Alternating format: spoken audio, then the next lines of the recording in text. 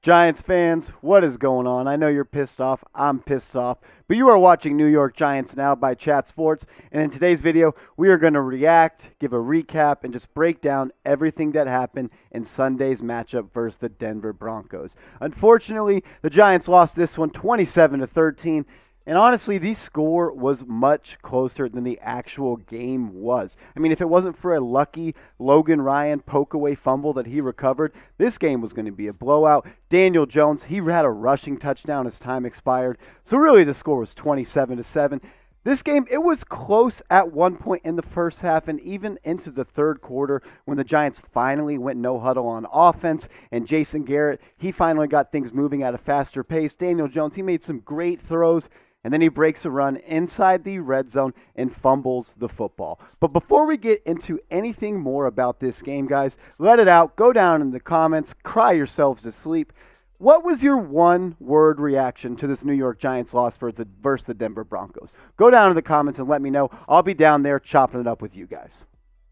For me, it was just, it was so ugly. There were so many things that I was disappointed about, and we're going to run through them very quickly. The first thing, not scoring on the first drive after you drop a dime from Daniel Jones to Darius Slayton up the right sideline, and you're in enemy territory on the first drive of the game, and then you go 3 and out was just absolutely abysmal. Jason Garrett, he tried to get creative with Kadarius Toney. He brought him in the game after the Giants had that deep pass to Darius Slayton, and they brought him in motion. They tried a jet sweep, and it was a loss of 6 yards. It was so obvious. I mean, you brought the guy in, you brought him in motion, and everybody knew that he was going to get the football. It set the Giants up for a 2nd and 17 situation, a run down, a 2nd and 17 run, and then a 3rd down. They didn't convert. Then they ended up punting the football. It was bad. Anytime in the first drive when you get into enemy territory, you got to punch it in, and you got to walk away with 7. First person I want to talk about from this game was the QB, Daniel Jones. The thing I say about Daniel Jones is his good is already good enough. What he can do well is fine. He is capable of being a starting quarterback when he is on.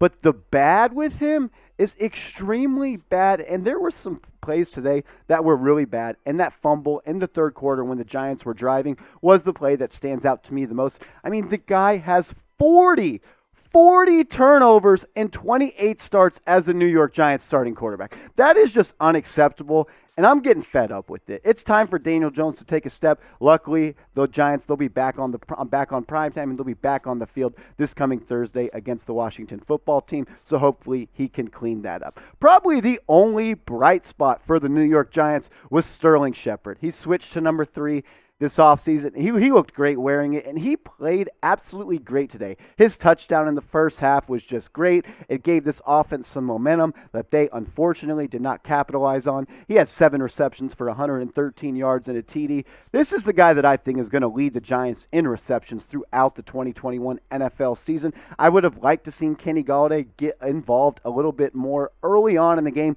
but we'll touch on him a little bit later in the video. But Saquon Barkley, he was back wearing the New York Giants blue for the first time in almost a year after he tore his ACL in week 2 last season. And I'm going to be honest, he just didn't look like the Saquon of old. And that's okay. That's understandable. The guy hadn't played football in almost a year, but he didn't look like he was trusting himself. He looked scared to cut off that leg. I'm hoping Saquon Barkley can continue to get better and build more trust on that knee. That's something I am expecting him to do so, but we'll see this coming Thursday night how much more often the Giants will use him in the ballgame. Only 10 carries for 26 yards. Probably played about 50% of the snaps. I expect that to increase very, very soon. But the wide receiver position, these 3 guys, they led the Giants in catches. Sterling Shepard, 7 receptions for 113 yards. He did have that touchdown on the nice over route where he broke a tackle and punched it in the end zone. Kenny Golladay, he had 4 receptions for 64 yards. He had 1 big catch in the first half, did most of his damage in the second half. Like I said, I would have liked him to see him get involved more often early on in the game. This is a guy that you got to get him going and feed him the rock. He's a true number 1 receiver that's a big body guy that can make contested catches like he did on a couple plays in this game. Darius Slayton, he had the big catch on the first drive of the game where he got the Giants into the Denver Bronco territory, but they did not capitalize. These 3 guys, They were all right, but it was mainly due to Jason Garrett and the play calling that I thought this offense lacked the explosion it needed to. But when we look at this Giants starting offensive line, Thomas, Lemieux, Gates, Hernandez, Solder, but Bredesen, he got reps also at left guard. He took over for Lemieux for a little bit. And Matt Peart, he came in for Nate Solder as the game went on. Solder, he really struggled early on. He gave up a sack on a third down. I mean, it's Von Miller, so it's tough. I'm not going to hold it too much against him. But in a situation like that where the Giants are trying to get momentum, you just can't give up a sack, and that's what Nate Solder did that drive. The thing that pisses me off the most is the time of possession. It seemed like I was watching the Denver Broncos play 7-on-7 out there against the New York Giants. 35 minutes for the Broncos on offense, 24 minutes for the Giants on offense, and in the first half, it was even worse. It was essentially the Broncos at halftime had the ball for 20 minutes of the first half. Just unacceptable. The Giants, they were unable to get off the field on third down, and that's really what was the root of the problem and why I think this Giants team lost. They weren't able to get stops. They did bend but don't break, but at the end of the day, you got to get off the field so your offense can get on the field and put points on the scoreboard. Guys, it's week 1. The good thing about it, there's 17 games this season, so we have 16 more to go. But I want to know what you guys have to say. Voice your opinion. Get down in the comments. Be active. What are you most worried about regarding this New York Giants team? It can be absolutely anything. It can be the offense. It could be the defense. It could be Daniel turnover, Captain Jones. It can be Saquon Barkley only having 10 rushes for 26 yards. Just go down in the comments and let me know what you guys think. The thing that worries me the most about this New York Giants team right now is their offense, and in particular, Jason Garrett, and the lack of aggression he has when it comes to play calling. It's time to take the handcuffs off of Daniel Jones. You never know what you're going to have in Daniel Jones until you take the handcuffs off and let him really just flourish and push the ball downfield like he needs to. Let me read this stat for you guys because I don't want to mess it up, and I just can't mess it up.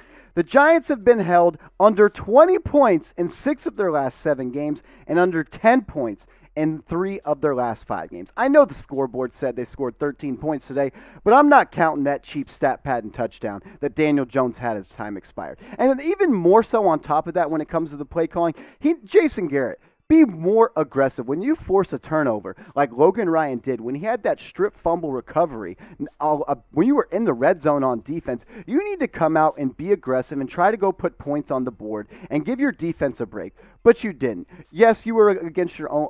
You were backed up against your own goal line, but you ran up the middle run against a stacked box, and then you threw a pass in the flat to Eli Penny, your fullback, and then you threw another pass in the flat, a 2-yard flat route to Kyle Rudolph, and you punted the ball, and you screwed the pooch. That's what happened. But another thing that worries me about this team is this defense and their ability to not get off the field on third down. That 4th and 2 at halftime, right before halftime, after the Giants punted the ball, giving that up was an absolute killer. That's where I think this Broncos team took the life out of this Giants defense, because when it's 4th and 2, the clock's turning, halftime's almost here, you got to get off the field, and they just didn't do so. And a reason they didn't do so is because that pass rush has been nowhere to be found. Lorenzo Carter, where were you at? Azeez Ojulari, yeah, you had 1 sack, but I need more than that. I need you to bring pressure almost every single snap. This front 7 is good enough to bring pressure. So if anyone finds this New York Giants pass rush,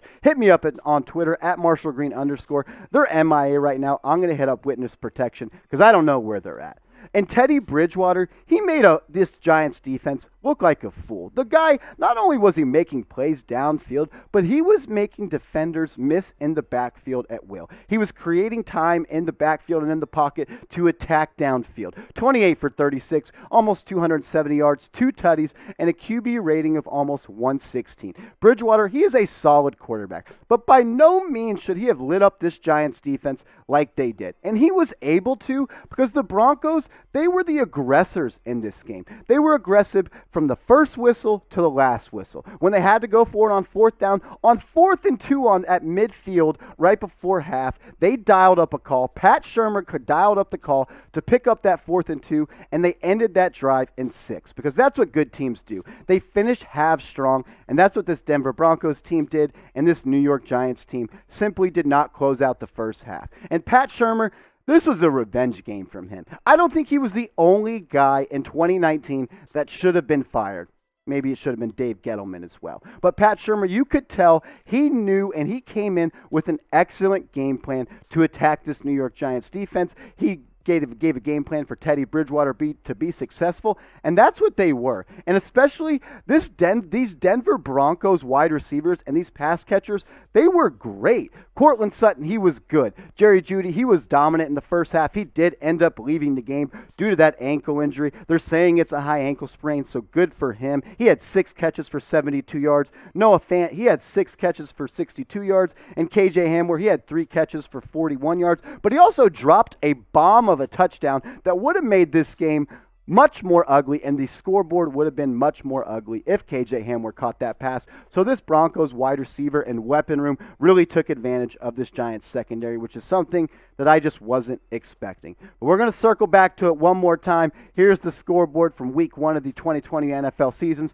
The Giants, they are starting out 0-1, while the Broncos, they will be starting week 2 1-0 after coming out on top 27-13 over our New York Giants. I'm disappointed, but luckily we got another game coming up this Thursday against the Washington football team. And if the Giants, if they want any chance to be involved in this NFC East race, they need to put their foot down and come out with a little bit of heart and passion and show why these New York Giant fans should stick around for all 60 minutes of every single game. But guys, let me know.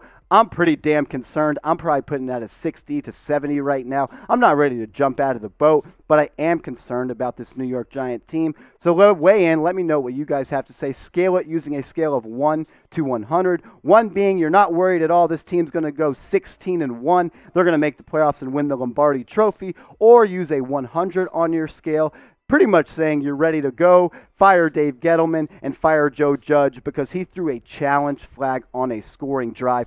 Joe Judge, you need to be running laps this week at practice because that was truly just unacceptable.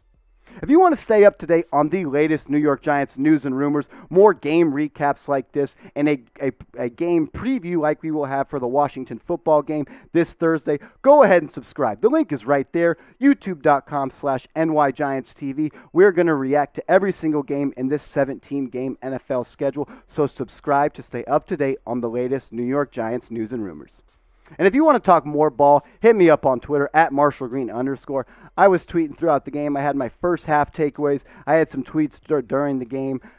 I was disappointed. You could probably feel my rage and my wrath over on Twitter a little bit more. So go and hit me up at @MarshallGreen_. And we'll see you guys very, very soon.